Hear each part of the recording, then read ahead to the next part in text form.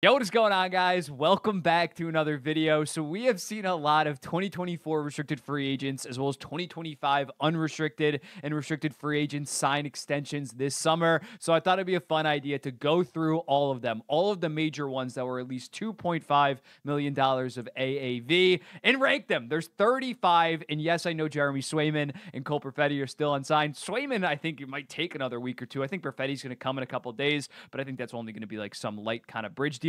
So I thought I'd do it. I thought I'd strike while the iron's hot, considering we've had Raymond, Sider, and then like Gunther sign literally out of nowhere. So we're going to do this. We're going to start with 35 and work our way up. I think there's only like 5 kind of bad deals, and then I'm going to tell you like when it gets good, then like very good, then absolute steal. So without further ado, starting at 35th, we have Adam Larson's 4-year deal at $5.25 million.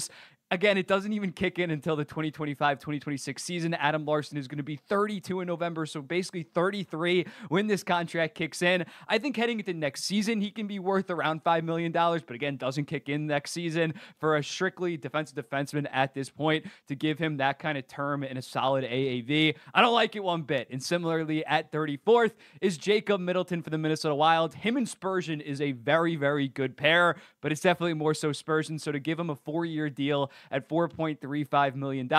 I don't really see a ton of upside in this deal, and Middleton isn't as old as Larson. It's going to kick in when he's like 29 years old, but still not a fan. This guy is a number 4, maybe even a number 5 on most teams. So at $4.35 million, I know that's not a shit ton of money, but I don't like the deal that much. At 33rd, Philip Broberg, 2 years, $4.58 million, and his maybe has more risk than a Middleton or Larson, but at least on a deal like that, there is some potential considering how Broberg looked during the playoffs. He has shown flashes. At least he is young. Again, at 4.58 is too much given what he's done in the past, but there are some flashes, and I think on the St. Louis Blues with their left side, how brutal it is, especially after the Torrey Krug injury, he could actually be a pretty solid player and continue to develop for the St. Louis Blues. 32nd, Yegor Sharangovich, 5 years, $5.75 million. I've been wrong about Sharangovich before, especially with the Tyler Toffoli trade, but I still don't like this deal that much. When looking at Sharangovich, $5.75 million, very solid second line money.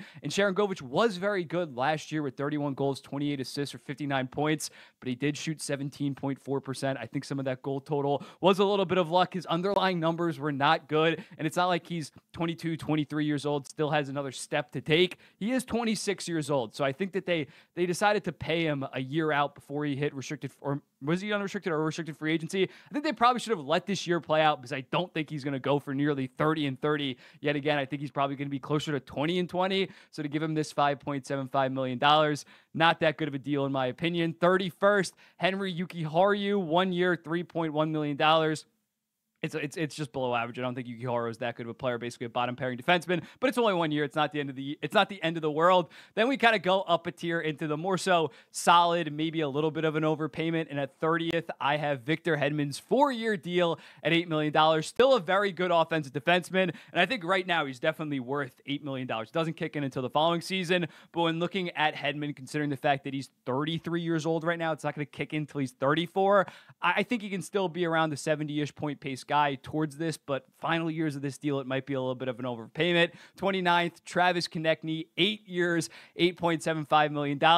Again, I think Konechny is an elite first liner, but $8.75 million kicks in when he's 28 years old on a team for the Philadelphia Flyers that I don't think have the offensive talent to maximize Travis Konechny. If he had a legit center, I think this guy would be putting up around 80, maybe even 90 points, but he truly isn't a franchise level guy. So at $8.75 million, and it's not even like you're gonna deal with some bad years at the end of this kind of contract, and as a result, I don't like it that much. 28th, Esa Lindell, 5 years, $5.25 million. Great defensive defenseman. There is some age concern with this, considering it kicks in at 31 years old, but not really the end of the world because $5.25 million just isn't that much money. 27th, J.J. Mosier with the Tampa Bay Lightning, 2 years, $3.375 million. It's okay. It's perfectly fine. Not too much to talk about there. 26th, Ryan Lindgren, 1 year, $4.5 million. If he played like he did in 2024, this is not that good of a deal. If he reverts back to his 2022, 2023 form where he was such a good defenseman with Adam Fox, this could be a solid deal. So I kind of land in the middle. It's about market value, assuming that he has a little bit of a bounce back this season. Barrett Hayden, 2 years, $2.65 million at 25th. Very disappointing year this year with only 10 points after having like 40 the year prior, but he can be a solid middle sixer, I guess, for the Utah Hockey Club as they continue to develop. 24th, Tolvanen, 3 years, $3.475 million. He is what he is at this point, around 40 to 45 point guy. So at $3.475 million, that's about middle sixer. That's solid price. Not sure he's going to take another step. 23rd, Martin Necas, 2 years, $6.5 million.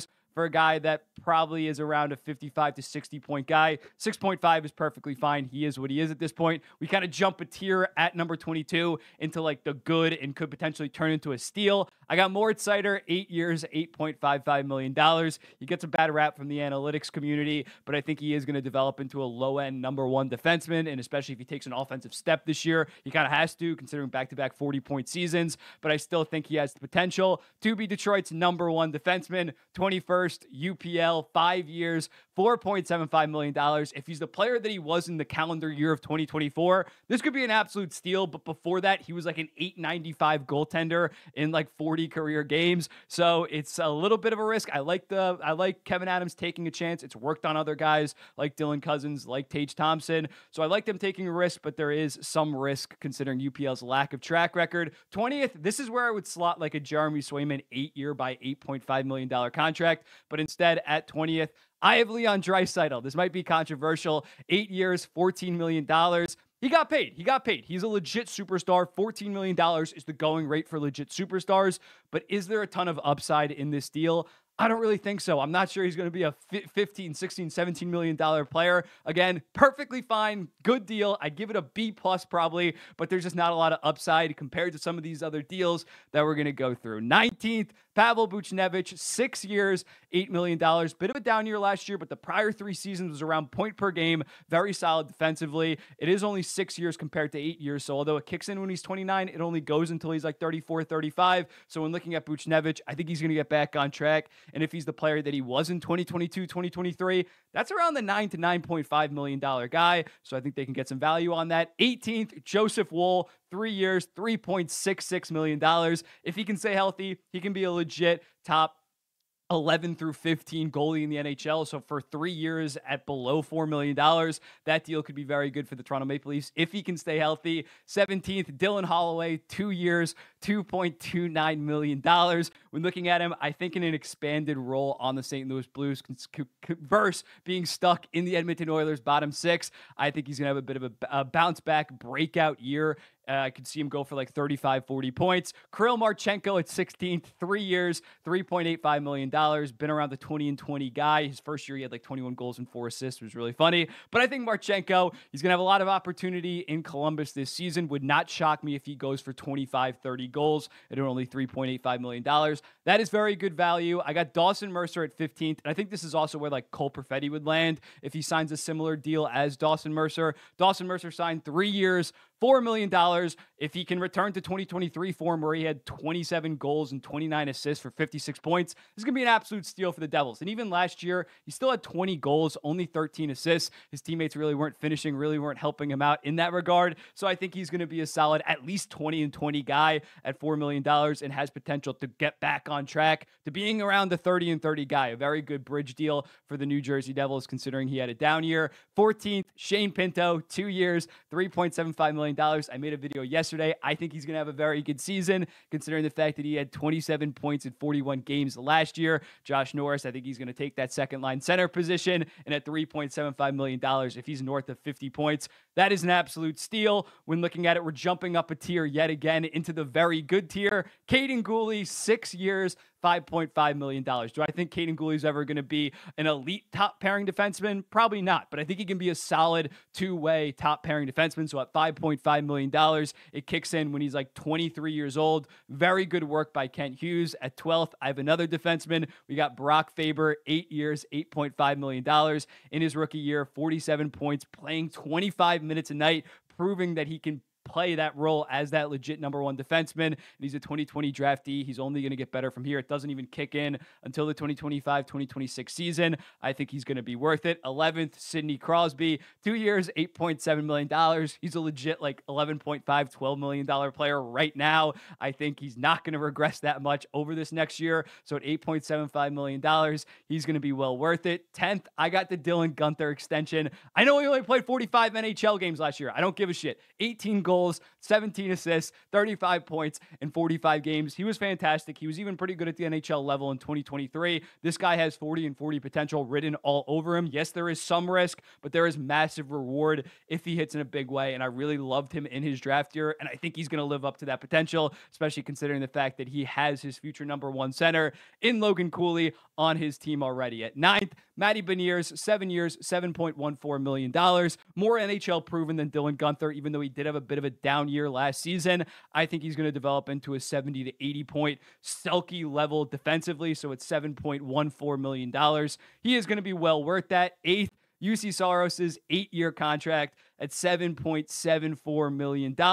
There is some age risk in this deal. He's going to be 30 years old when this kicks in, but UC Saros the last 5 years or 4 years has been one of the best goalies in the entire NHL. So to get this AAV below $8 million makes it well worth it, even though it is a little bit of a fat 8-year deal. I think he's going to be great. 7th, Thomas Hartley, only a 2-year deal, but at $4 million for a guy that just broke out with 15 goals, 32 assists, 47 points. I think that he can develop into a legit top 30 defenseman in the entire NHL. It might not happen next year, actually, now that I'm thinking about it. But the next 2 years, at the bare minimum, he should be a $6.5 to $7.5 million defenseman. Last year, he was about in that range. So for a contending team like the Dallas Stars to get that much value in such a short amount of time on a bridge deal is just great work by Jim Nill. Lucas Raymond checks in at 6th, 8 years, $8.07 million.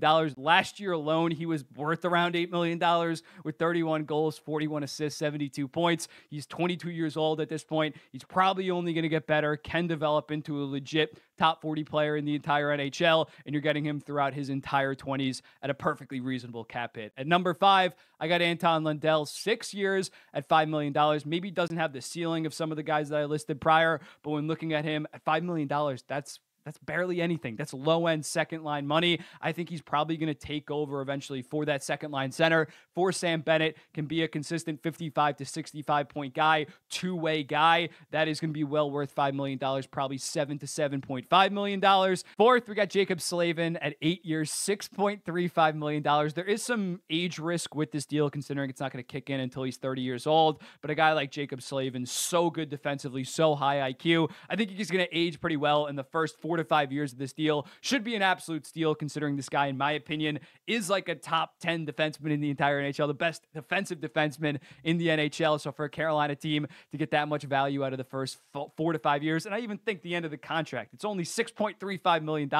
It's not that much money. 3rd, Quinton Byfield, 5 years, $6.25 million for a guy that really just broke out with 55 points. I think the ceiling for this guy is on this contract alone. By the end, he could be a legit 90, 95 point guy. So it's $6.25 million. To get that much term at $6.25 million, if you told me, I thought that would be like a 2 to 3 year deal at 6.2. He's well worth 6.25 heading into next season. So that is great value for them. 2nd, I got Uri Slavkovsky, 8 years, $7.6 million.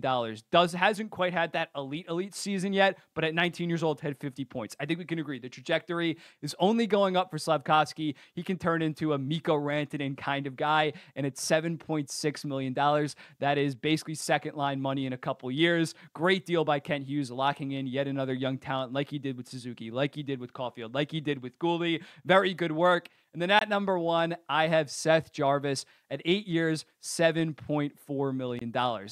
Maybe Slavkovsky has more potential. Maybe Byfield has more potential. But when looking at a sure bet, a guy like Seth Jarvis at 21 years old this season had 33 goals, 34 assists, 67 points, and honestly should have been like a top 5 in the goddamn Selke. He is such a complete player. I know this guy's going to be an absolute stud, and I still think that he has more levels to get to. I think he can be a 40 and 40, maybe even a 45 and 45 kind of guy for the Carolina Hurricanes. So to lock him up at 8 years, you already know last year alone, he was probably worth $9.5 million.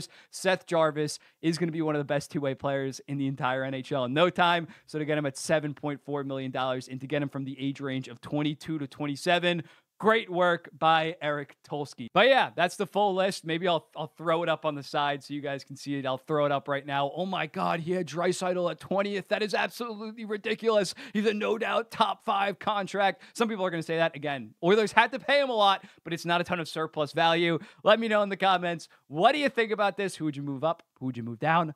I'll be seeing you in the next one.